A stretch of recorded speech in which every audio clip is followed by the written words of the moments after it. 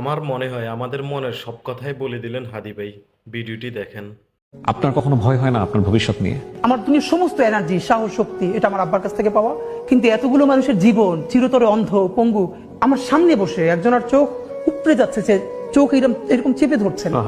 ওর মাকে যখন আয়না করে নিয়ে আসছে তখন ও খুব ছোট, ওরেও নিয়ে আসছে সাথে। ওর মাকে মারতে মারতে এমন অবস্থা হয়েছে, তো ও বলছে যে আমার মার একটু পানি দেন। এরপরে এমন লাথি মারছে, ওর মা ওর সামনে বাথরুম করে ফেলছে। একটা মেয়ে বলতেছে যে তাকে আয়না ঘরে নেওয়ার পর তার পিরিয়ড হয়ে গেছে মায়ের চোটে। তারপরে বলছে আমাকে প্যাড দেন, হো হো করে হাসতেছে। আপনি ভাবেন যে আপনার বোন আপনার, এবং সব থেকে ভয়াবহ, বাচ্চার চোখ ঝুলে যাচ্ছে। এখন পর্যন্ত বেওয়ারিশ কতগুলো লাশ আমরা শনাক্ত করতে পারি নাই। তো আমার পাশে একটা ছেলে ছিল, আমার চেয়েও বয়স কম, ওর পরনে একটা মাস্ক ছিল, হাতে লাঠি ছিল।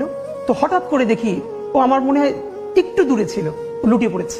লুটিয়ে পড়েছে, ওর পুরো মুখে মাস্কটা, হাতটা দুভাবে এবার ছড়ানো, রাস্তার মাঝখানে গল গল করে রক্ত ড্রেনের দিকে পড়ে চলে যাচ্ছে।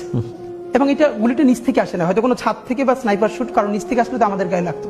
তো তখন আমার মনে আছে যে আমি আসলে কি করব। মানুষ আছে না কিছুক্ষণের জন্য কোনো সিদ্ধান্ত নিতে পারে না যে আমি ওর কাছে যাব নাকি আমি পিছনে ফিরবো। আমি একদম স্থির হয়ে দাঁড়াইছিলাম। তখন আমার কারা যারা সাথে ছিল টেনে পরে দূরে নিয়ে গেছে।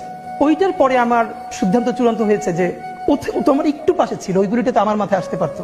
কিন্তু আল্লাহ যে ওরে নিয়ে গেল আর আমারে রেখে গেল, এর মানে আমার কিছু কাজ আছে, এই লড়াইটা আমার জারি রাখতে হবে।